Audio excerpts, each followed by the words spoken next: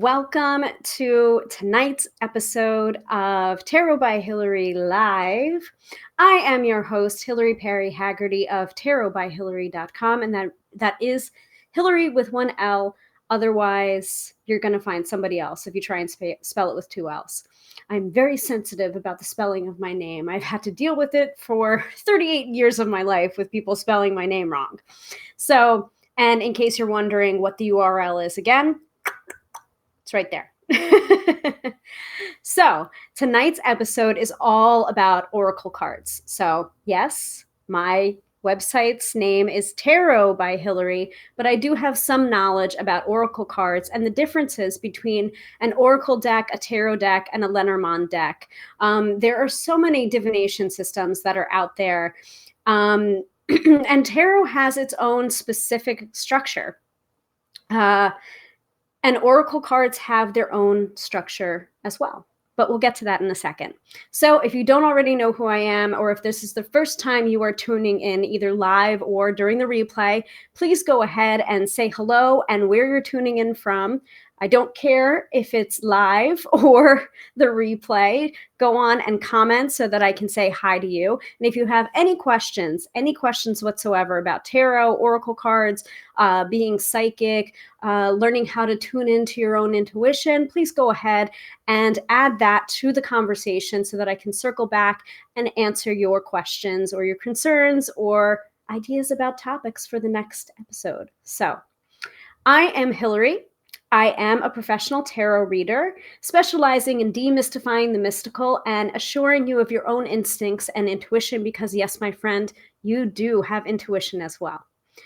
It's all a matter of practicing that intuition and remembering to honor it and to listen to it. And yeah, so before we dive into tonight's topic, again, go ahead and leave a comment in the comment section and tell me where you're tuning in from, and then we will get started. Let me go ahead and take a sip of water because I feel like I've just crash landed from outer space. It has been a really rough week energetically yet again. I do have a day job. I am a copy edit manager for an educational publishing company. That is my day job, my full-time job, and I moonlight at night as a tarot reader. So this week has been just energetically weird, hectic, frantic.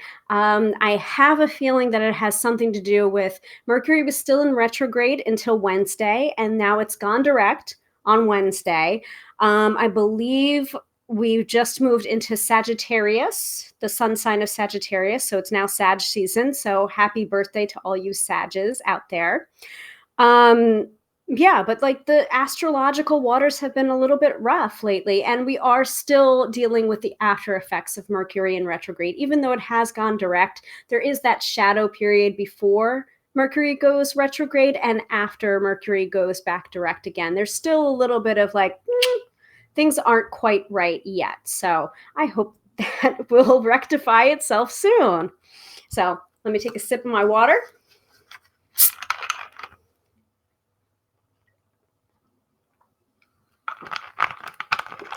Or seltzer, as the case may be.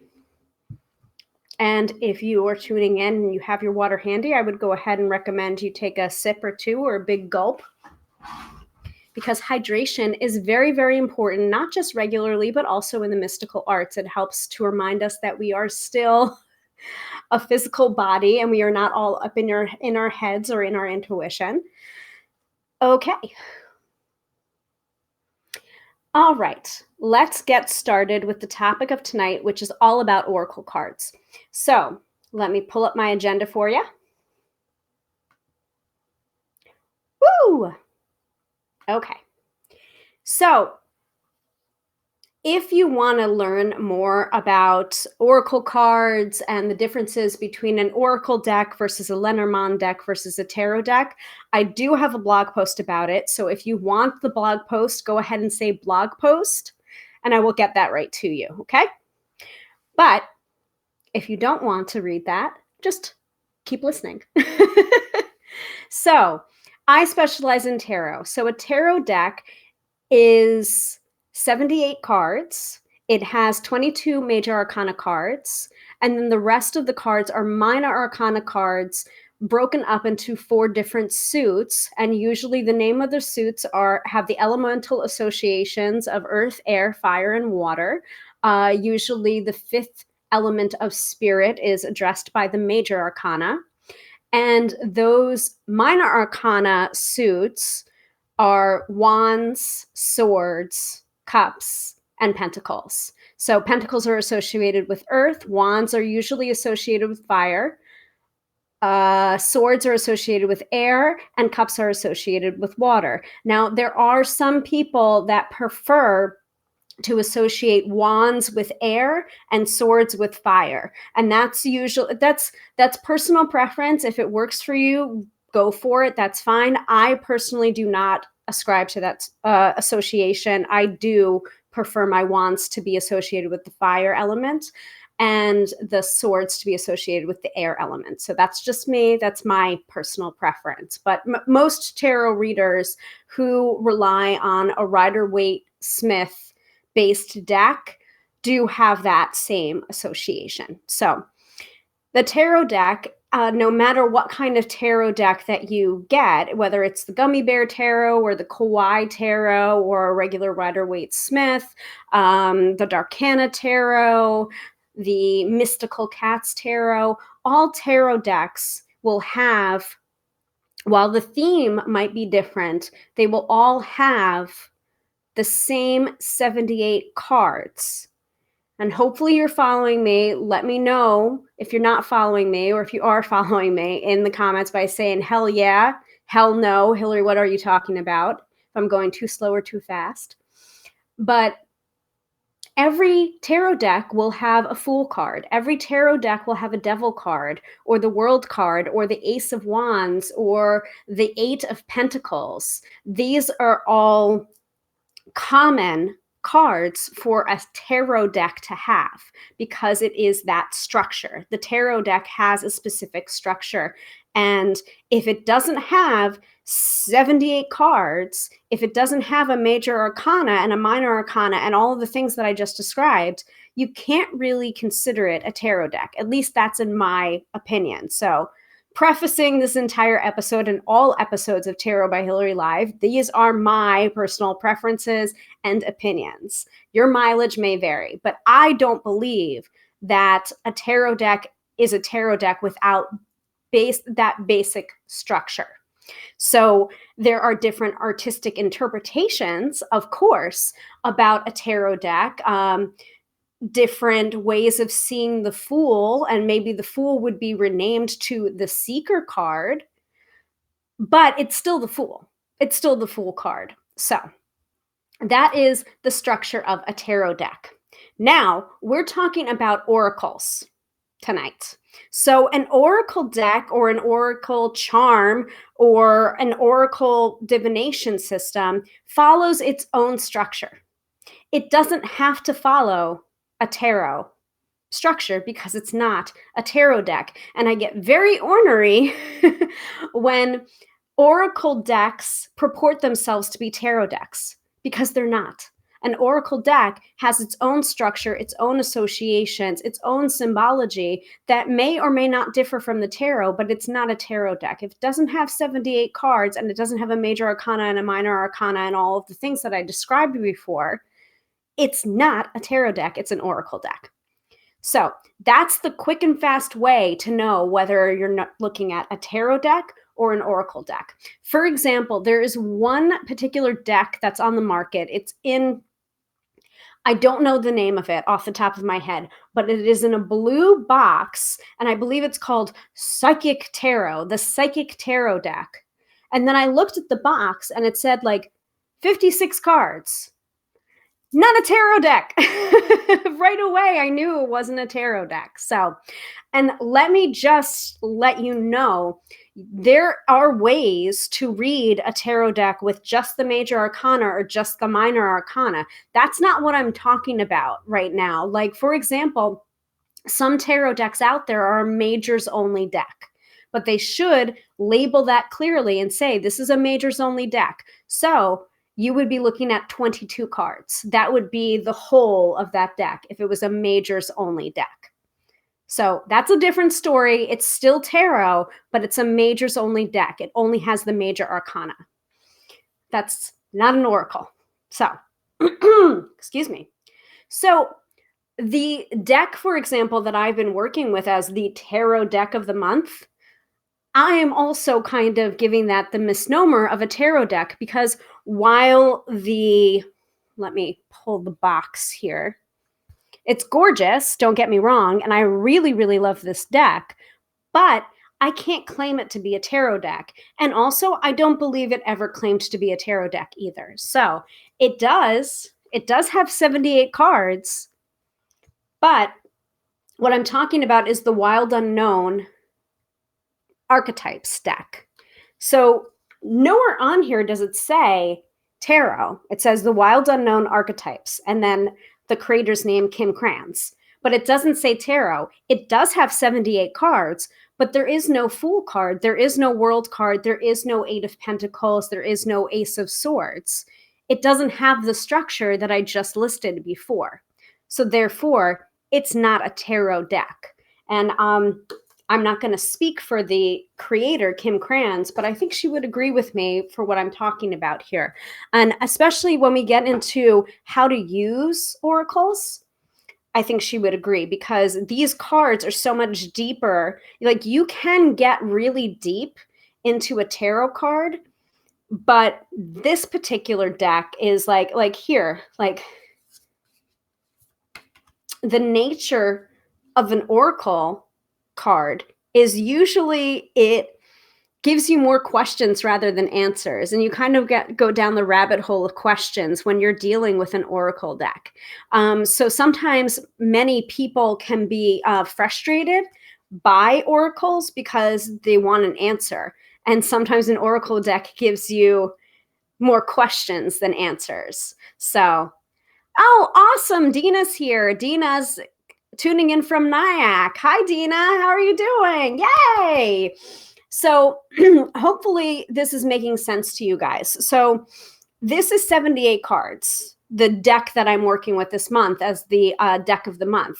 But it's not a tarot deck. Yes, it's 78 cards, but there's no Fool, there's no World, there's no Devil card, there's no Eight of Cups, which usually means to me walking away from an emotionally charged situation. Like, there's no standard organization of a tarot deck associated with this deck. It has, for an oracle deck to be an oracle deck, it has its own structure, which it usually lists out in the guidebook, which is different from the tarot. Like, for example, of course, I don't have the book with me right now, because why would I think to do that? But like, the table of contents shows the structure of this particular oracle deck. And for example, off the top of my head, I know that there are different types of archetype cards that are associated with that oracle.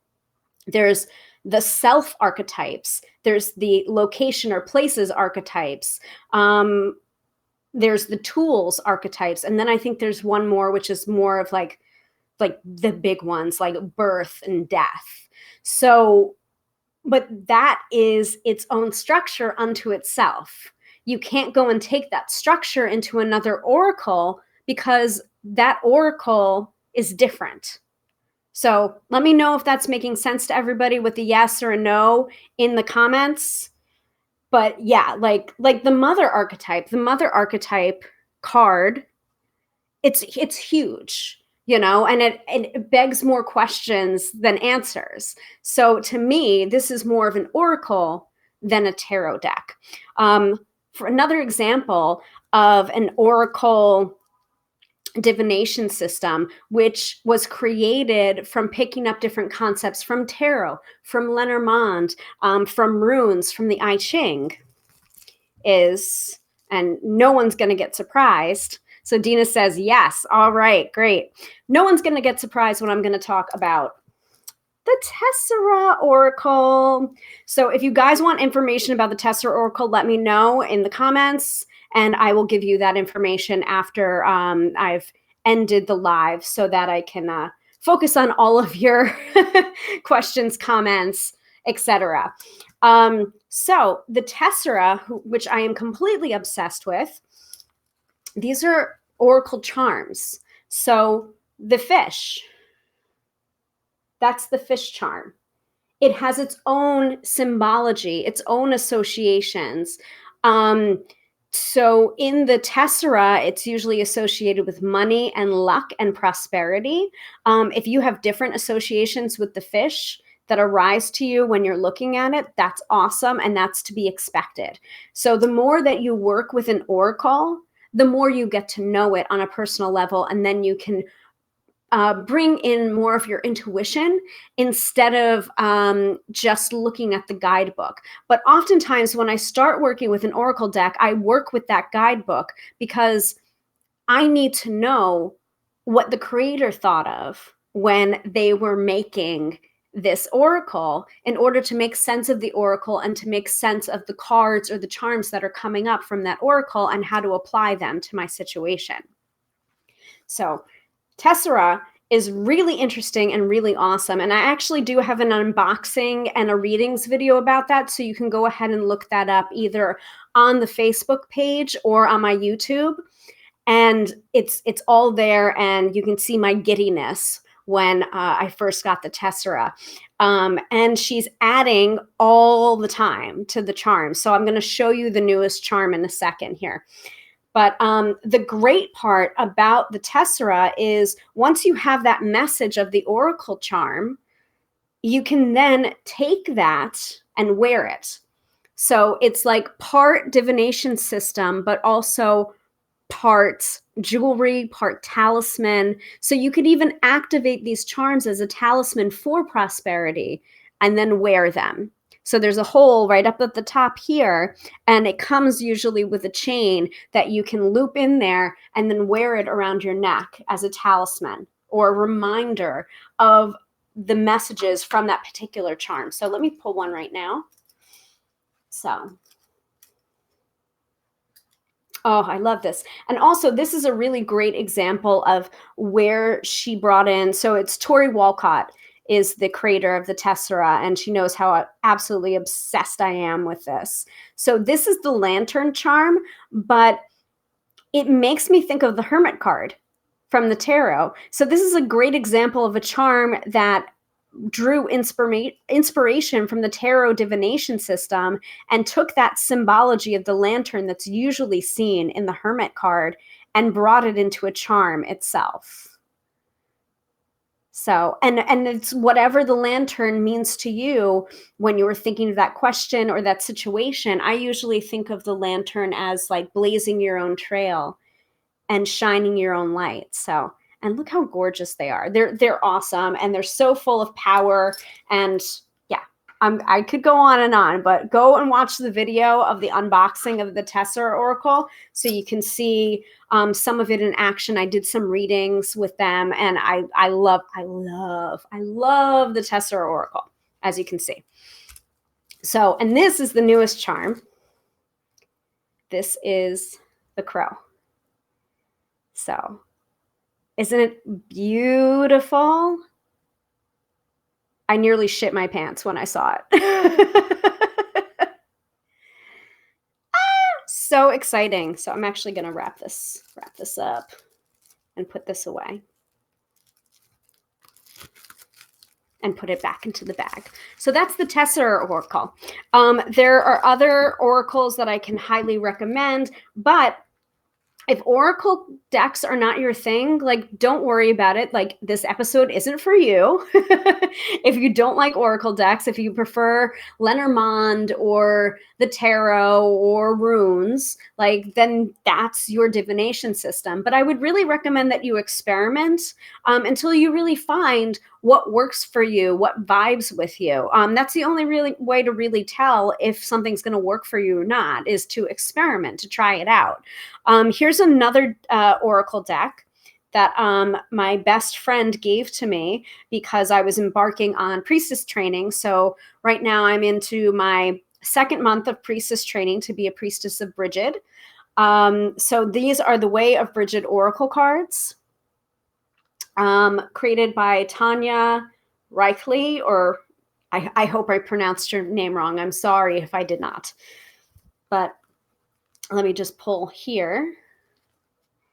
So this Oracle deck has a theme to it. Much like some tarot decks can have a theme to them, Oracle decks can have a theme to them as well. Like, for example, one of my first Oracle decks was the Fairy Oracle by Brian Froud. You might know Brian Froud from his expertise with Labyrinth, and I believe The Dark Crystal. He consulted for a lot of those kind of movies with Jim Henson. So, for example, here from that deck, the Fairy Oracle, is fairy themed. There's also the Heart of the Fairy Oracle, also by him and his wife Wendy. That is all, it has almost like, it's fairy, but it's also kind of a romance deck kind of thing too. But it's it's very whimsical. So Dina's commenting, so many Oracle decks. Yes, there are a lot of Oracle decks out there. Hold on, let me say. Yep, lots and lots of decks out there. And just like there are a lot of tarot decks out there now, there are a lot of Oracle decks to choose from as well. So find your niche, find your vibe, or what you think is interesting, and try them out. So for example, here from the Way of Bridget Oracle cards, I just pulled Fire for courage. Call upon Bridget, Lady of Fire, to receive the blessing of courage. And it has an affirmation as well. So an Oracle deck can be whatever the creator wants it to be. It doesn't really, it has its own structure, can have its own structure, or it doesn't have to have any structure at all. It is what the creator wants it to be. And then you just happen to like it too and use it, you know? So that's another example of an Oracle deck that I use.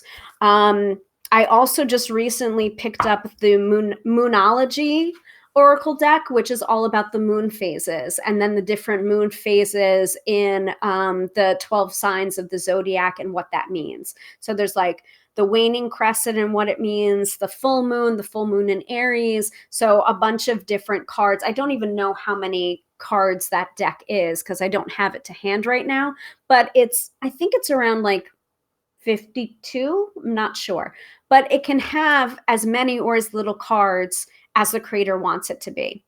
Oh, awesome. Dina also picked up the Moonology one. Cool. I'd love to hear what you think about it when you work with it. I dig it. I think it's pretty cool. I used it with a couple of my clients a month or 2 months ago. Yeah. 44 cards in the Moonology deck, Dina says. Thank you, Dina.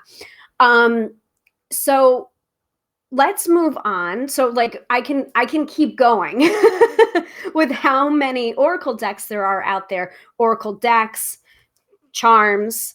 Let me quickly move over to Lenormand before I move on to like what I do with Oracle cards as a recommendation. So, or how to integrate Oracle cards into your tarot practice or your rune practice or whatever divination system that you already use or practice, how to bring Oracle cards into it.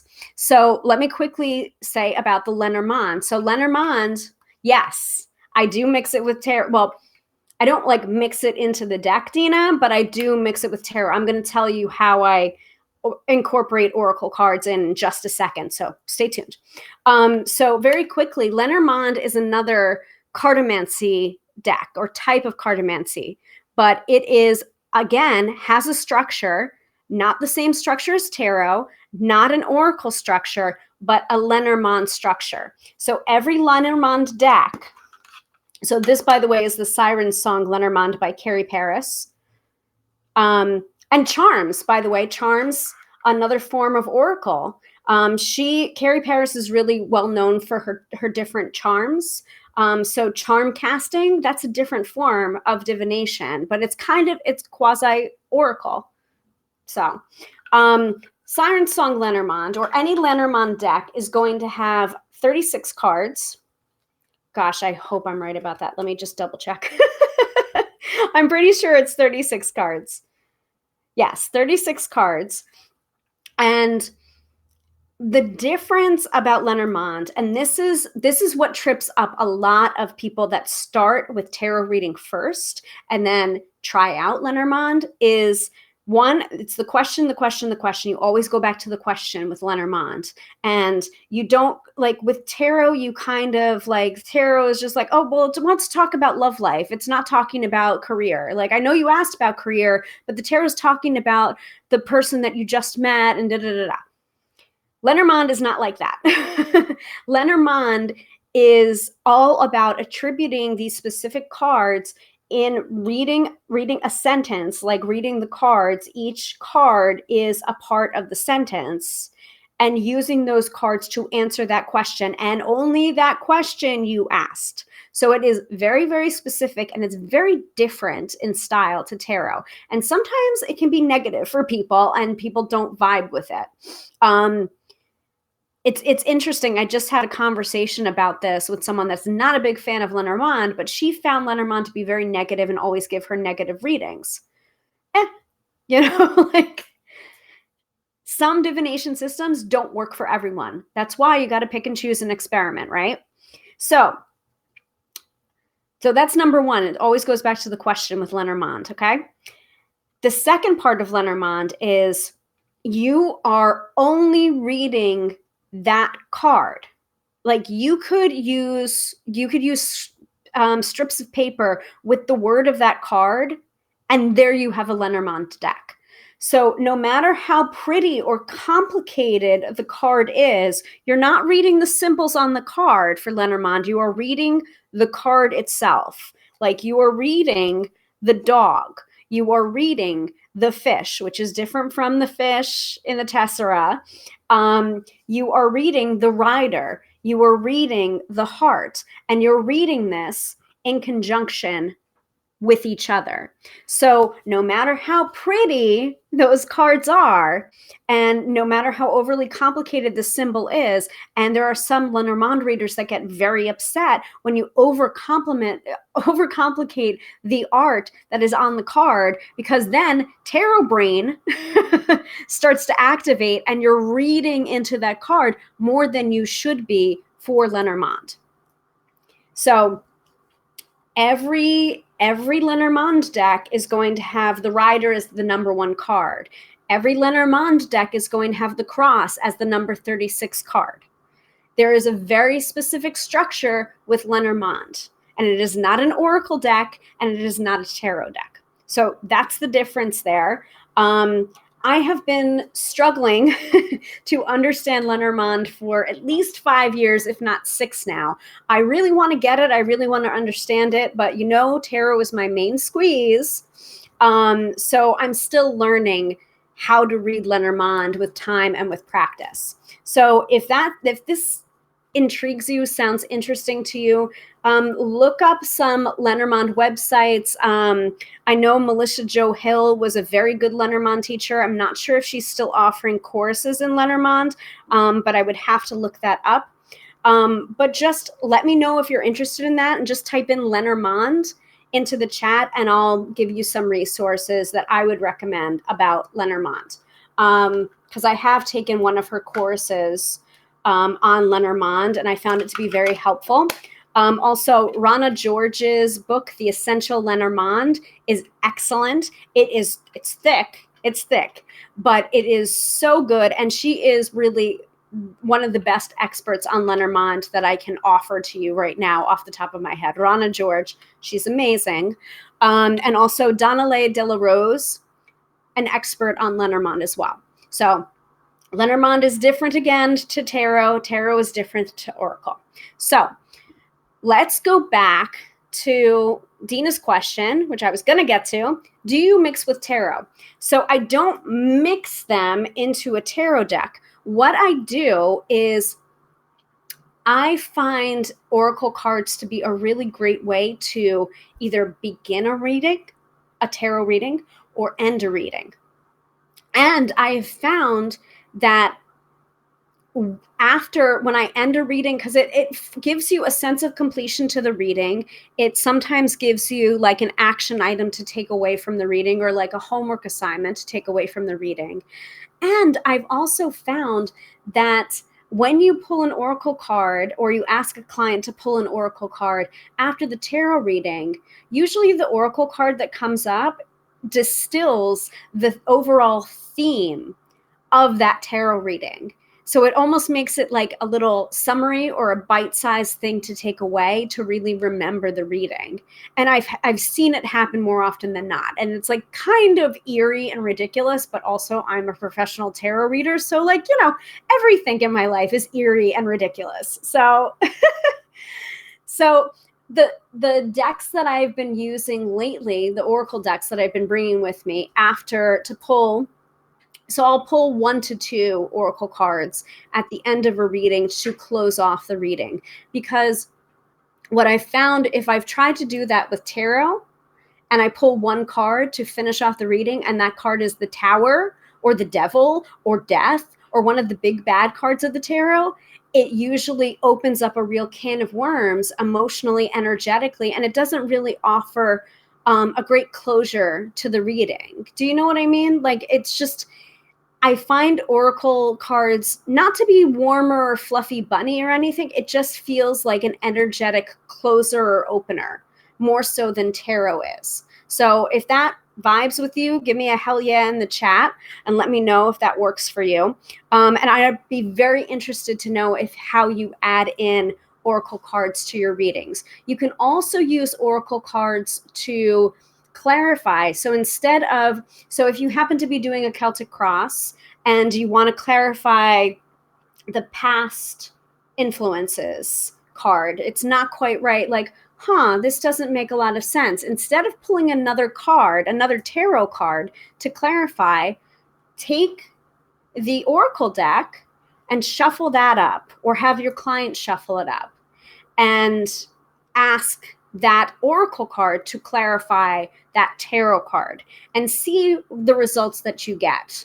So yeah, Dina says it's like a deep breath. Yes, exactly. So it's like, as you're doing a deep breath, even, like you can say, okay, I know you hit some traffic getting here, or, if you're meeting someone at a coffee shop or meeting someone at their home, or they're overly excited about the reading, or they've never had a tarot reading before, usually you want to take a nice deep breath together.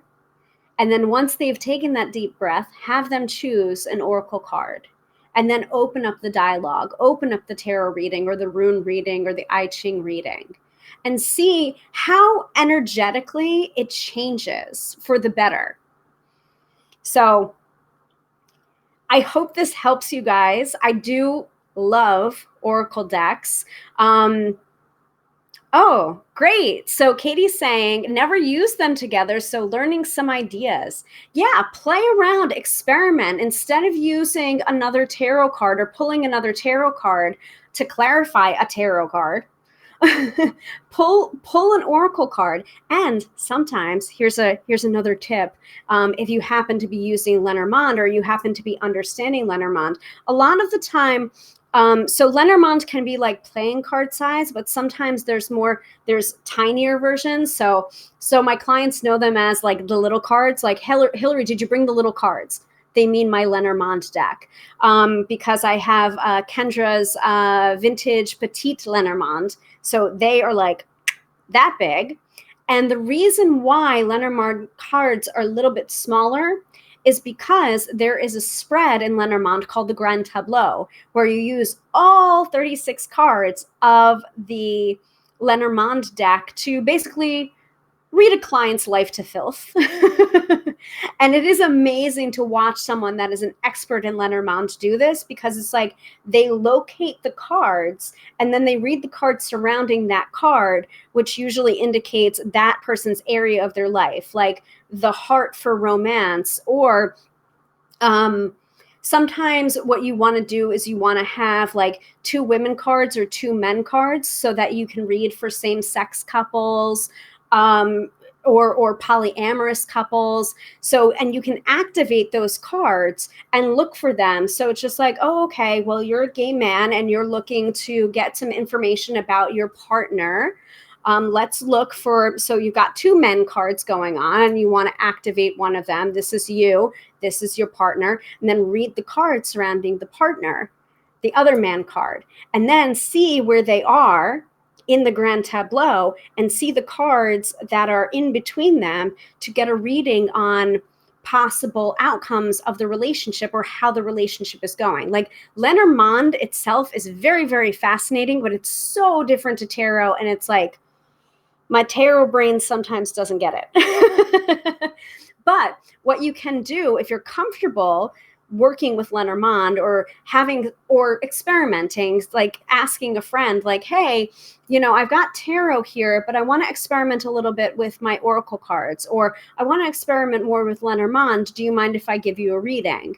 Like, don't exchange money or anything like that. Just, you know, play and be very clear. Like, I am trying to learn this. Like, can I use you as a guinea pig reading? If you're comfortable, pull 3 cards for the Lenormand to clarify a tarot card. So I've been doing that with some people lately, and it's been very, very interesting. And also it kind of it says the same thing as the tarot card, which just provides more confirmation. Like, it makes me feel more clear about the reading that I gave or the interpretation of that tarot card that I gave, where it's just like, oh, okay, well, here's the devil card. So I'm seeing something a little bit unhealthy going on right now, or a toxic relationship, or like something's not quite right. Let's pull 3 cards of the Lenormand and see if we can clarify this. And then I pull the man card and then the whip and then something else. And it's just like, oh, this is an ongoing thing with a male in your life. So hopefully that makes sense to you guys. Like, that's a little like aside about the Lenormand, which is not an oracle, it's a Lenormand. But try and use oracle cards as a clarifier for tarot or for rune reading and see how you can combine them, because these different divination systems can all work really, really well together if you try. So, does anyone have any questions about oracle cards before I move on? Let's pull this up here. It's time for Q&A. It's time for Q&A. And I hope everyone has been having a good week despite all of the crazy hecticness. We were a little bit loopy when we came home tonight. I'm just going to say it.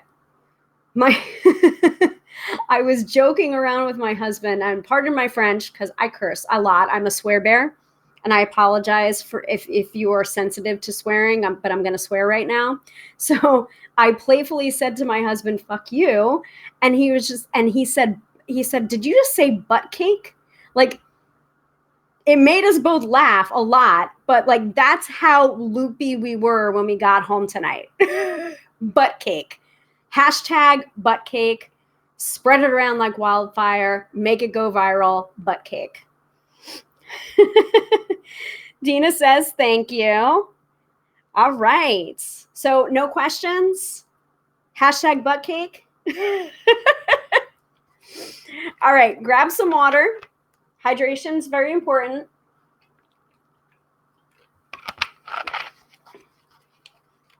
Oh, and I have another deck here.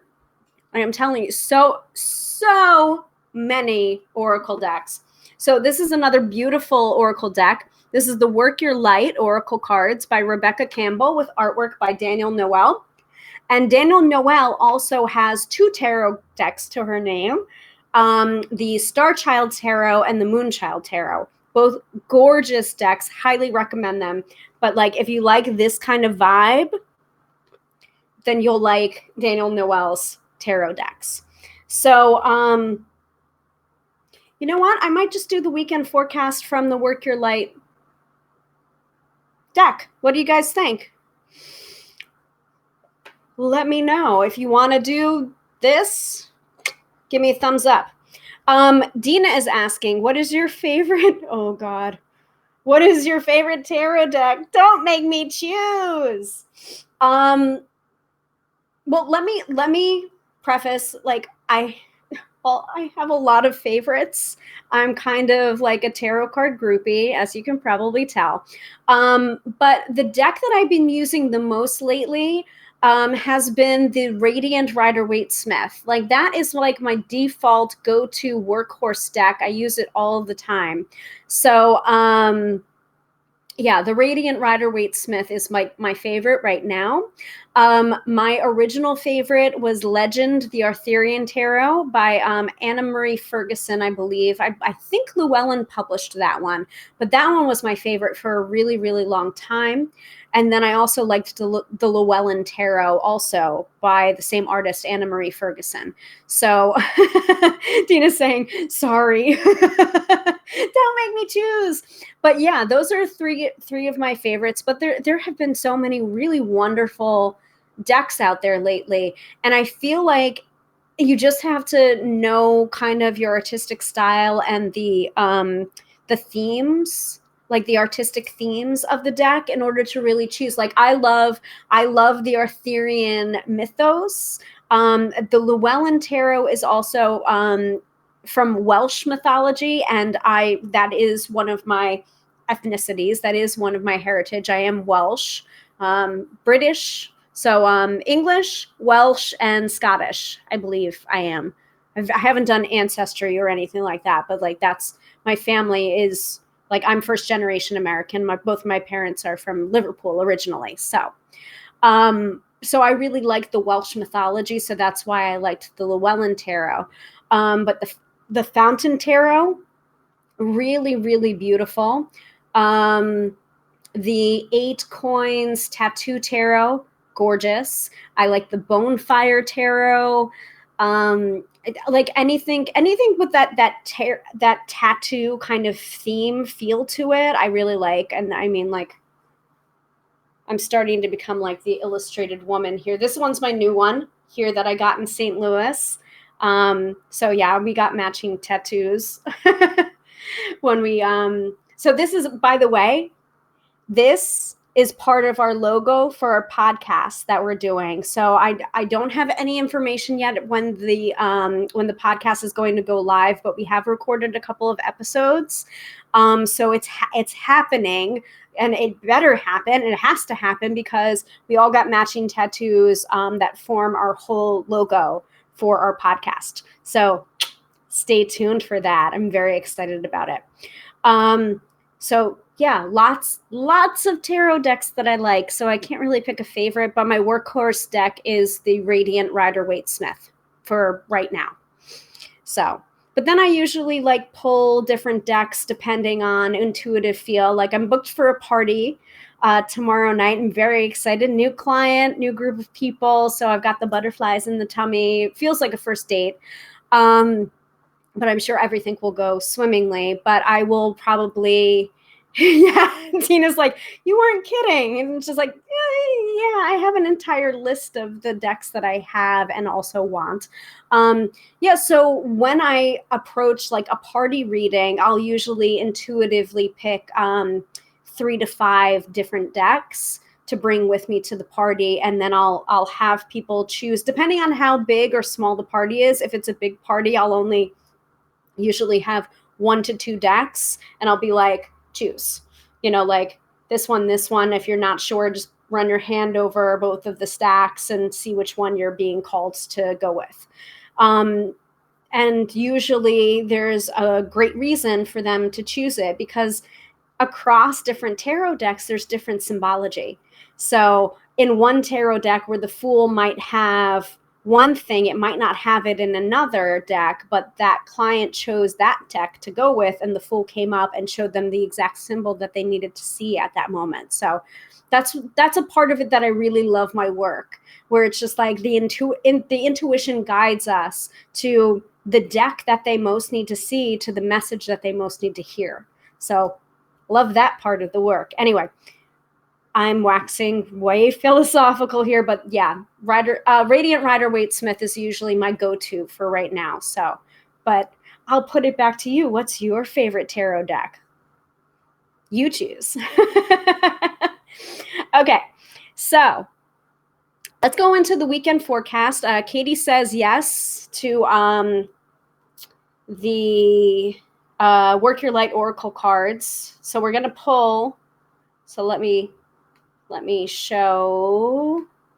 We are into the weekend forecast. And let me know if you have any other questions, because even if I can't answer them live right now, I'll definitely answer them later on after the broadcast. And if you are watching the replay, that goes for you too, folks.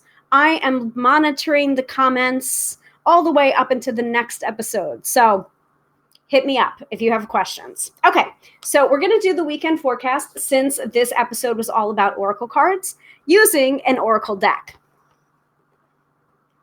Even though technically speaking, we could use the deck of the month of the archetypes deck, because it is technically an oracle deck. Oh, I love this card. We got this the other day for the card of the day, the Queen. Isn't that beautiful? So delicious. I could go swimming. Okay, so Dina answered me back. She likes the Everyday Witch Tarot. That is a good one. And the Radiant Rider-Waite-Smith. See, you and I have a favorite. See, I like the Rider-Waite-Smith. It's like my everything. However, the original Rider-Waite-Smith is really garish in color. It has like the yellows are so yellow, the reds are so red, the blues are so blue. And so the reason why I like the Radiant Rider-Waite-Smith is it kind of tones down those colors into like more of a watercolor. And I don't know, it's just more pleasing to the eye for me. So that's the reason why I like the Radiant Rider-Waite-Smith, in case people wanted to know. So, okay. So I'm going to shuffle up. And this is the weekend forecast, something that we should all keep in mind as we go into the weekend, both for Saturday and Sunday. So you can think of this as an advice card. You can think of this as an energy that you need to incorporate into your life this weekend, or just something to think about. What do we most need to know this weekend? Okay, pulling from the top.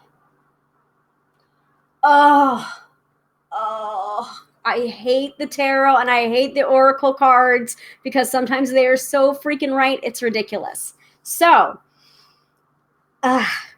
boundaries.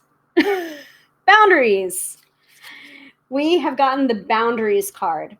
Boundaries. Where do you need to establish better boundaries? I can't make this shit up. I wouldn't want to even if I tried. So, if you're like me, which I suspect you might be, considering you're tuning in right now, I hate having to establish boundaries, and not only establish boundaries, but then have to enforce those boundaries. And so when we have lessons in boundaries, it's not just about finding that boundary, it's also enforcing that boundary when it's overstepped or about to be overstepped. And if this is resonating with you, give me a hell yeah. Let me know. I'm going to go ahead and find this in the companion book so I can read that for you. But right off the rip, we're going to have lessons in boundaries this weekend. So remember why you have those boundaries and remember to assert yourself in those situations. So let me go ahead and look up the companion book.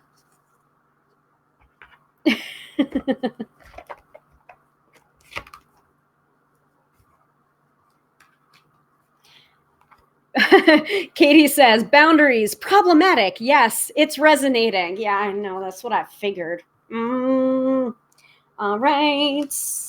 Boundaries. So this is actually a great way of showing how oracle decks work. So in this particular oracle companion book, we have a table of contents that shows the different types of cards that are in this oracle deck. So sometimes we don't have different types of stuff in the oracle deck because the oracle can be whatever it wants to be. It has its own structure.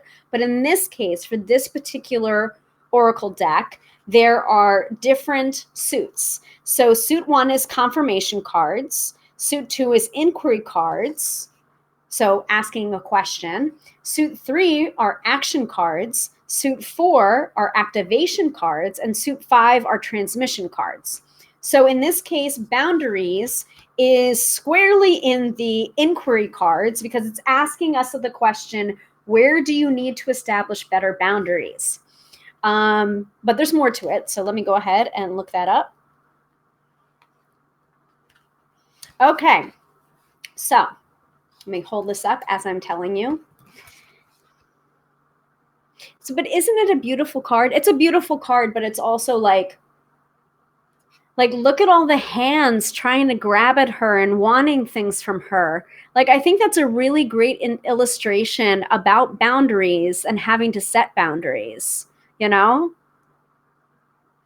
So Katie's saying, hi, anything for me from Spirit, please. So we are on that right now. This is your weekend forecast, boundaries card from the Work Your Light Oracle deck. So stay tuned, or you can, when this is no longer live, you can go ahead and replay it so you can hear it from the beginning.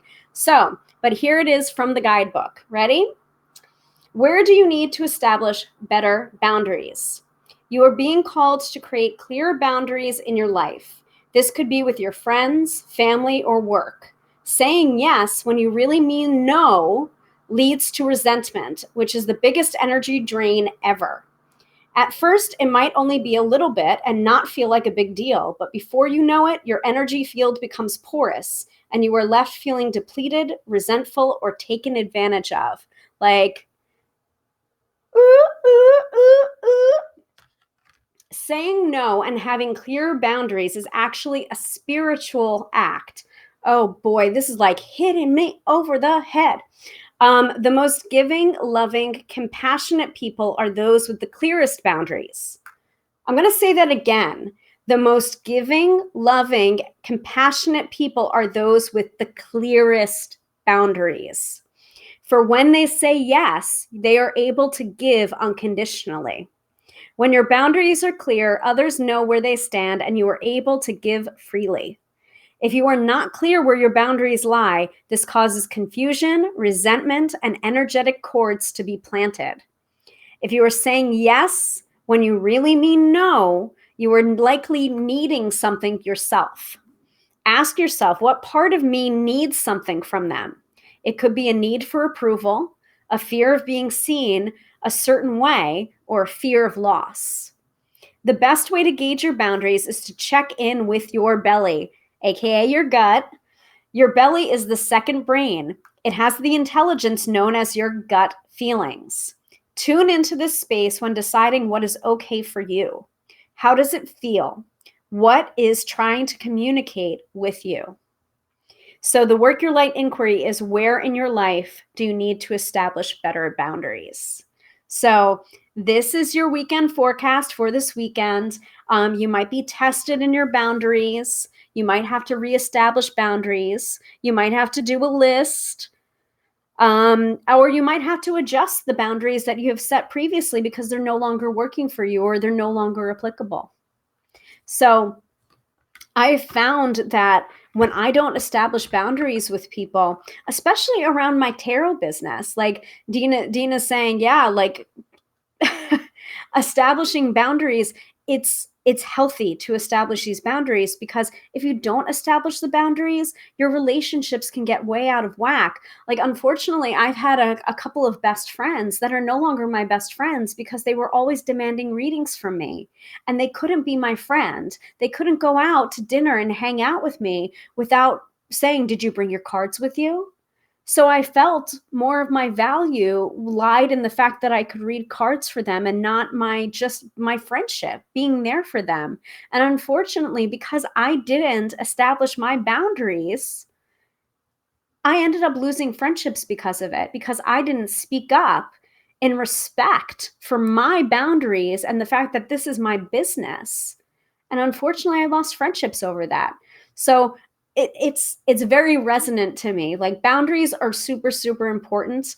And sometimes you do need to be a boundary bitch in order to have healthy relationships with people and healthy relationships with the different areas of your life too, like work-life balance as well. So boundaries. Woo! So now you can see exactly the power of oracle cards. They don't have to be fluffy bunny. They can be very powerful as well. So, any other questions before we wrap up tonight? Let me know right now. Otherwise, I'm going to end this. Boundary set.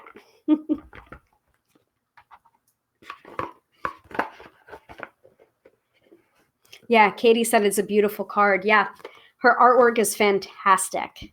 And I believe they're coming out with a new deck as well. Oh boy, and I'm not going to remember, but it's another collaboration between Rebecca Campbell and Daniel Noel. So I think it's this is the Work Your Light Oracle cards, but oh boy, I think it's called the Starseed Oracle, if I'm remembering correctly. So look out for that. I believe they already I believe it's already out. Starseed Oracle. If you look it up, you'll probably be able to find it. And if it looks similar to this, or like, but not exactly the same, obviously, then you're probably on the right one. I'm pretty sure it's the Starseed Oracle. So Dina says boundaries. Yes. And thank you. Well, thank you for tuning in. All right, everybody, let's wrap this up. Bring it to a close. So let me add the item here to the agenda. Practice at. Okay, so I'm going to add this here and take this off of removing the crawler here. So Fridays, as always, Fridays at 6 p.m. Eastern Standard Time is when we do this thing. I do try and do it every week on Fridays at 6 p.m. Eastern Standard Time. Sorry, not 6 p.m., 6:30 p.m. Ooh, I am just all over the place tonight. I apologize. I am still in work at 6:30 at 6 p.m. Sorry. Let's update this, shall we? There we go. 6:30 p.m. Eastern Standard Time. Sorry about that. So let me know. Let me know what topics you're interested in learning about. We've already done a whole bunch of them. I think this is the 10th episode, if I'm remembering correctly. Wow. So I've been doing this for like about 3 months now. Awesome. I appreciate all of you guys tuning in. So we have done episodes on writing and tarot, on how to recognize your own intuitive gifts, and all about the clairs, like clairaudience, clairsentience, and everything like that. How to connect with your tarot deck. That's also a really great beginning episode. If you're not sure what to do with your tarot deck, if you've just picked up a tarot deck or a new tarot deck, you should tune into that episode, because I give a lot of tips on how to connect with your tarot deck and how to find the right tarot deck for you. That's a great episode to tune into. Gosh, there's just been so many. Oh, and working with new moon and full moon energy, that's another episode. So we're starting to bank up these episodes. So thank you so much for joining me. We're going to do it again next week, Friday at 6:30 p.m. Eastern Standard Time. And let me know what you want to talk about. So that is going to be Black Friday. So I probably will be having some deals for Black Friday and Cyber Monday on my website. You really want to subscribe to my newsletter, go ahead and do that at tarotbyhilary.com /free-updates, I believe is the way to do it. There's also a panel on the top where you can tune into that. Actually, let me see if I can share my screen for a second here. No, not yet. No, let me just try right here. No, yes. Doesn't matter. Trying to be fancy about it, and it's just like, not working right now.